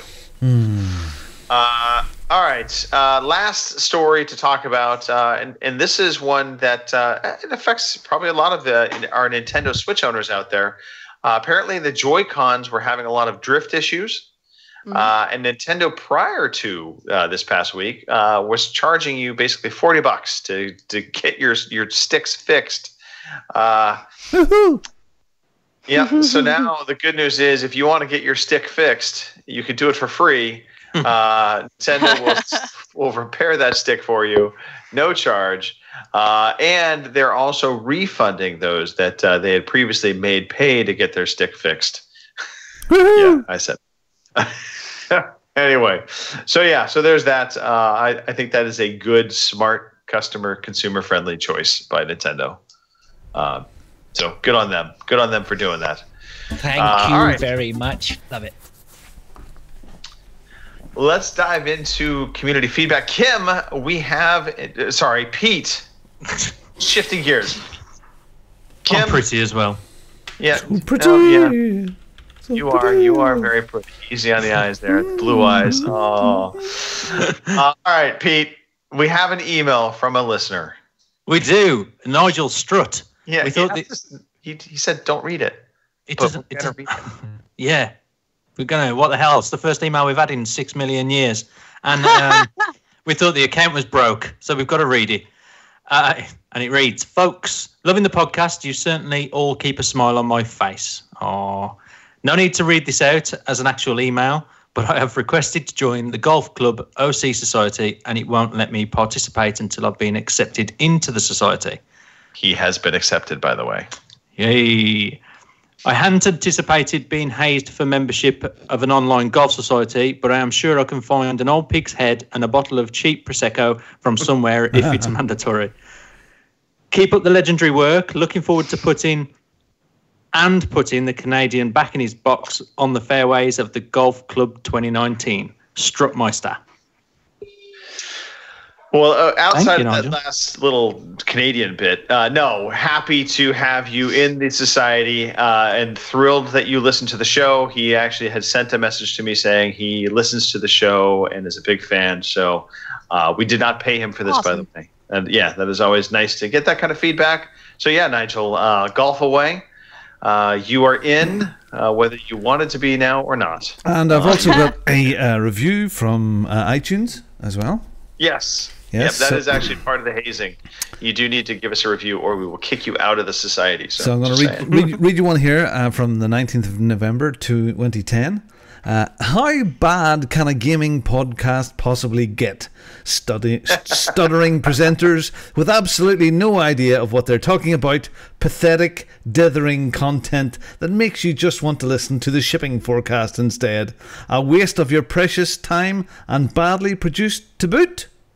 The Overseas Connection is none of these things. It's a great listen, funny and informative. I've been tuning in for a year or so now, and every week when you listen, you feel like part of the gang. A fantastic show, almost as good as the Veteran Gamers podcast. Wink. Bongo the Sane.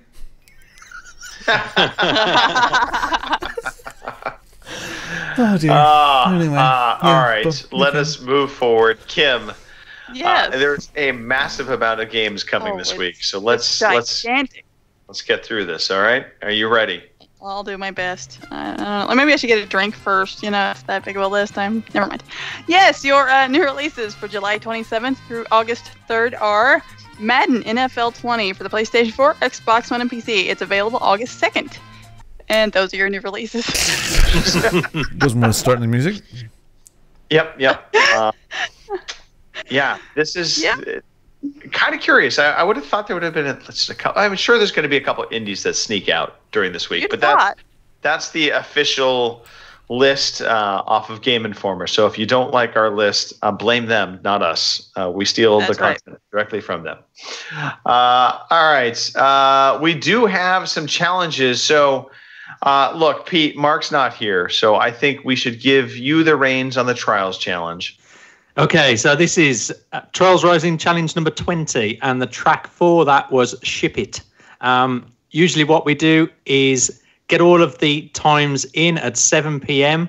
on a Sunday, so make sure that you get your screenshot of the latest track and your time and send it to at MarkAnix on Twitter, or you can post it on the Facebook page, or even in our WhatsApp OCP What's Next group. And you can send Mark, Bongo, any of us a message just to get on there, and I'm sure we'll add you somehow. So that's just to get your times in. And this latest track then this week, like I said, was called Ship It, and in 10th place was me, because I hadn't played it this week. Was me. Oh no. Number 9, Scott Stubby, 59 seconds. So much better than you. Chubster, 9. So much better than you. I know. All right. Chubster, 9. Where are you anyway? You're not on this 10. Exactly. Shut up. Yeah. Too busy playing them bloody. I was at the movies, for God's sake. Yeah. Playing tennis. Right. 8th place, Chubster, 999 with 56 seconds. Now, this is where it gets tight. 7th place, Mix, with 55 seconds, an 800th of a second, and then Kim just beat Mark by 100th. Go, Kim. So 55.733. Well done, Kim. Mark said he's fed Do that good again. Number 5, Womble MK3 has got 48 seconds. That's a class time, that is. But the daddy himself, Murphy's Law, got 48 seconds also, but won this race between them two by 200ths of a second. Well done, Greg. Nice. That's Martin, okay. Martin C, 1984, is in third place with 47 seconds. And Playing Skills is in second place with 47 seconds also, but 400ths of a second quicker than Martin C. And then in first place, as per usual, this is getting boring now. I hope somebody hurt his fingers for a week or two. I don't really mean that. I'm sorry, Rob. He got his time, which is great. 45 seconds, which, yeah, is completely Nugans. everybody else. There we go. So challenge number 21. Yes, we're carrying on. It's going to be Vietnam vaults using the Rhino bike. So please get your times in by Sunday, 7 p.m. next week. Okay. I would just like to point out, I got home late last night. When I beat Womble's time by like 200ths of a second, I was like, awesome. I'm done. I'm not touching this again this week.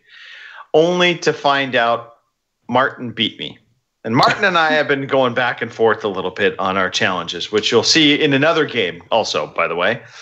So I was like, son of a bitch. So I fired it up this morning, and for a good 2 hours, just trying to beat the time. And there were probably 4 different times I had him beat solidly. But there's this one last little jump that you have to nail with your back wheel, and if you don't hit it with your back wheel, you're effed. And every time I screwed it up, I could not beat him, and I hung it up finally. I said, I need to play something different. I'm getting angry. Yep. So I hung it up. I knew that one. Yeah. Mine was the third shipping container that was up in the air. It was after the first 2, and then there was the one over the big jump. I couldn't land on that son of a bitch to save my life. I could crash into it and screw up, but I couldn't land on top of that damn thing to save my life. Just couldn't do it. So I quit. I got up to 5th, I think, and I'm like, okay, that's good enough. That worked. Hey, no, 5th is nothing to sneeze at. Well done. Right. Well done. All right. We have the Resogun Challenge, number 238. That happened this past week. So if you want to take part in the Resogun Challenge, by the way, these are just the weekly Resogun challenges that the game itself launches out. But reach out to @Marcanix or post on our Facebook page, and basically let him know you have a score, a time, all that good stuff. I guess it's just a score. It's not a time. But yeah, get it in by Sunday, 7 p.m. in the UK, which is like 11 a.m. in the West Coast. So there you go. Get that in, get it to Mark, and he will take care of you. That's @Marcanix. So without further ado, Gunslinger X 1983 came in with 39,350 points. 4th place was Sarah RCGC. She came in with 42,870 points. And then there was a big jump. And Luis Raimondo came in with 1,047,300 points. Wow. Only to be beaten by Baron von Glower with 1,286,650 points. But apparently not enough, because the man with way too much time on his hand and playing way too much Resogun finished with 9,832,460 points. Tuscan 77. Unbelievable. Crushing Holy it. moly. Yeah, crushing it. Well done. Yeah. Well, Challenge 239 starts tonight at 1 a.m. in the UK. So get on, start playing. And again, reach out to Mark Wright at Marcanix, or post it on our Facebook page. Either way, we'll find you. All right. As you noted already, we had inquiries about our golf club challenge, our golf club society.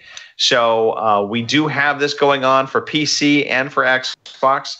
So if you want to play in the golf club 2019 challenge, all you have to do is reach out to basically our society. So it's the OC Podcast Challenge Society, OC Podcast Challenge Club on Xbox. It's the OC Podcast Club on PC. Get in there, do a join up request. We'll accept you in, and you could be part of this lovely group of golfers. Yeah, I'm just watching the video right now. Well done, well done, Robin. The same. All right. Recapping from a couple weeks back, because I know we haven't had these scores in. So the fourth course challenge, which was the Royal Port Rush course, we had Scott Stubbe and Blue Brew and myself, Murphy's Law, all tying for first with 7 over. Apparently Gary played this as well, but I don't remember his score, so screw Gary. Martin C. 1984 came in technically second, maybe even third, with a +8, because I'm pretty sure Gary had like a -5. And then XJ Ryder 98 came in at a +12. Now for the fifth course challenge, we were on the TPC Sawgrass course. And that was from last week. And coming in fifth, we had Gunslinger 1983. We had Scott Stubbe coming in at +9. Myself at +4. Martin C. 1984 came in at a +3. Damn you, Martin.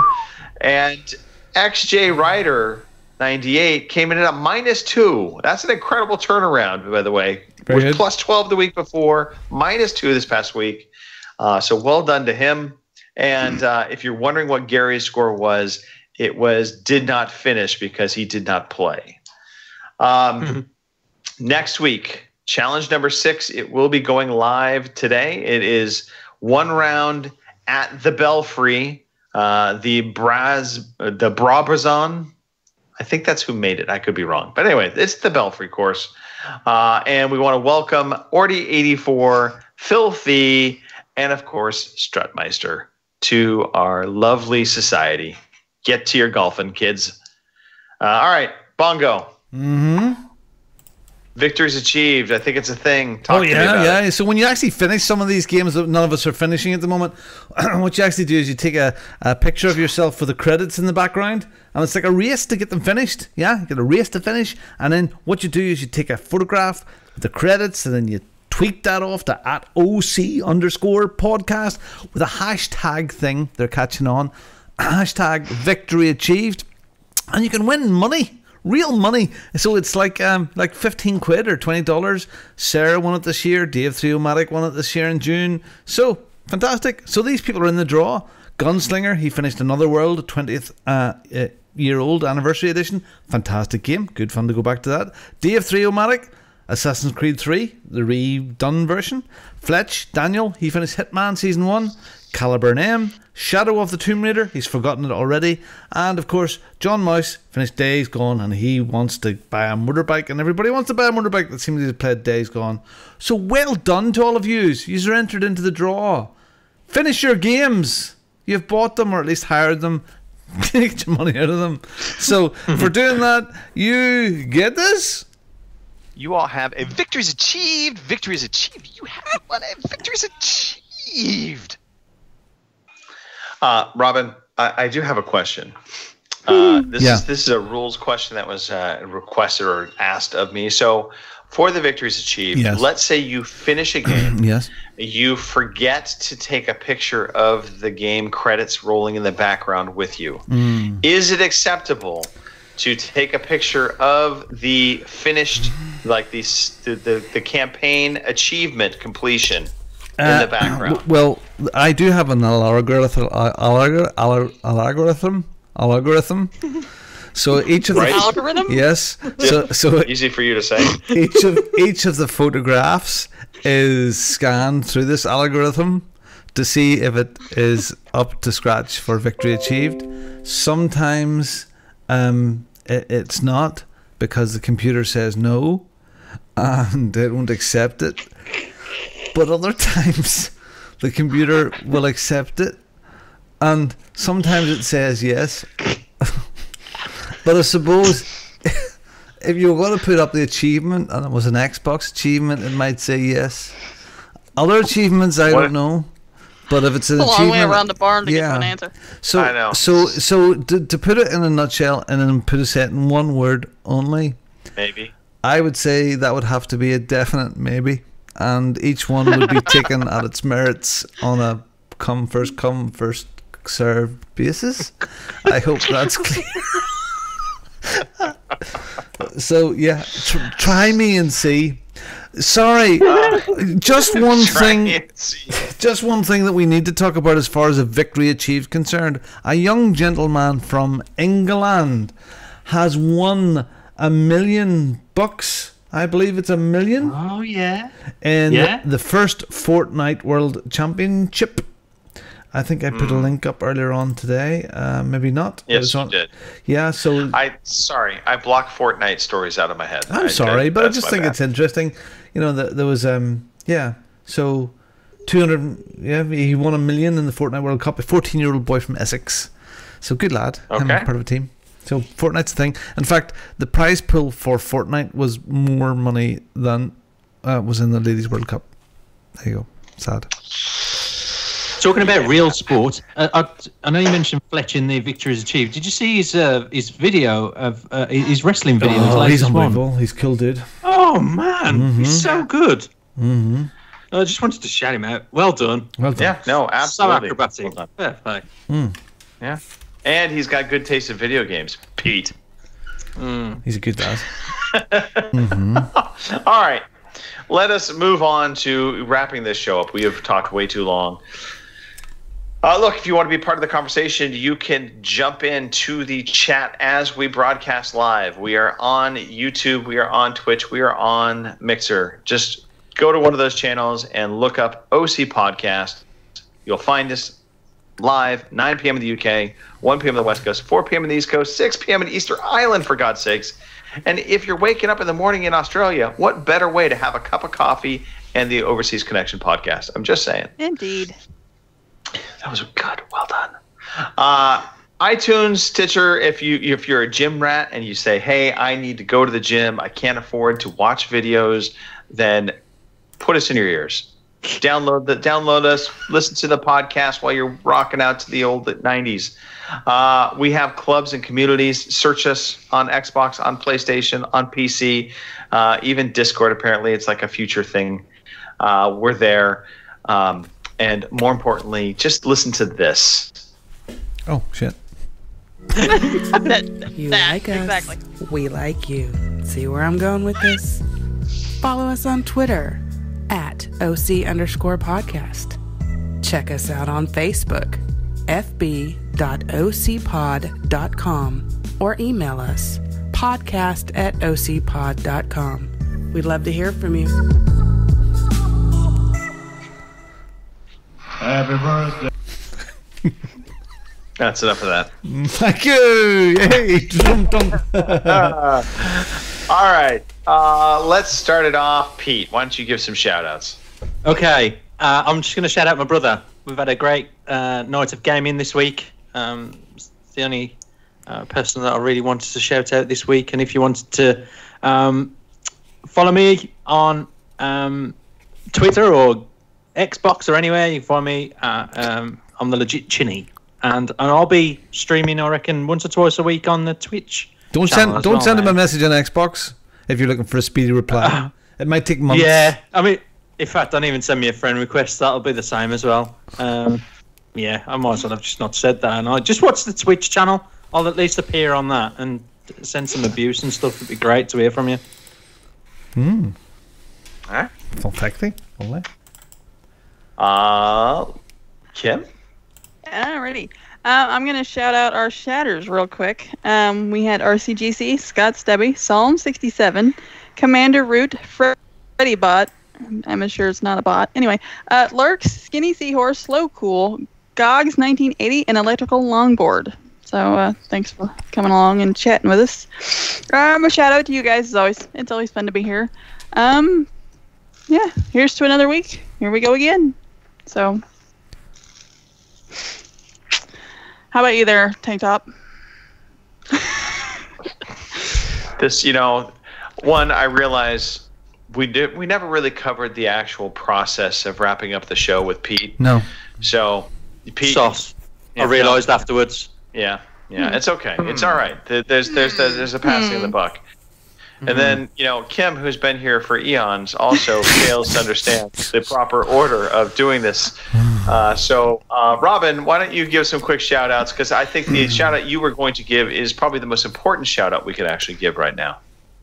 Yeah, I would just like to thank me for being awesome. And thank you very much, everybody, for just praising me. Thank you very much. It's lovely. Is that the one you're talking? That's it. No, apart from that one, to Rich and Jill, fantastic. You are married now. It's wonderful. You'll have that fresh look around you for a few months now, and it'll wear off, and then you'll have coffee in different rooms and stuff like that there, and you'll walk past each other without talking. But enjoy it while it lasts, because it's good. And like 21 years, like Judith and I later on, yeah, it's great. It's really good. We love it. We love each other very much. So I hope you are very, very happy, just like Greg and I, and Mark, and Kim has the right idea. Pete looks happy. Pete looks happy. Pete, he's living in sin. So, there you go. So, congratulations to you. I hope you've had a fantastic day. I'll look forward to hearing from Pete's brother, the one that's not as popular as Pete, to hear all about it. So, I want to say hi to Mark and the wife. I hope you are feeling better soon. I know you've had a tough week. And definitely. As far as I'm concerned, I'm off to have some wine and pasta and paddleboarding in Italy, and I'll be away on Saturday morning, so I will see you all in a week or two. I'm sure I'll chat to you in between times. And okay. The thing about it is, Greg DeLacy may have to host a show. This is the best thing for him ever. I know. I'm ready. I'm ready. Anyway, tank top. Over to you. All right, Robin. First of all, Robin, I need to send you all the videos of Shark Week that I've been watching where people on paddleboards were getting attacked by sharks. It's fresh water. I checked. It makes you really think twice about going out in the ocean. I have to big shout out to my wife for dealing with some crazy situations with our son. She is a trooper in the truest sense of the word. Shout out to the three of you because it's always fun. Yes, always fun with you guys. And as you rightly pointed out, Robin, congratulations, Rich and Jill. We are 100% happy for you guys. We know you will enjoy life together till death do you part, and they mean it, till death do you part. What's that Meatloaf song? What was it? I know what you're talking about. Wishing for the end of time. Wishing for the end of time. I swear. Sorry. Suddenly being doesn't seem so bad. Oh yeah. No. Thanks for listening, everybody. All right. Yes. Get us out of here, Robin. Thank you for listening to the Overseas Connection podcast.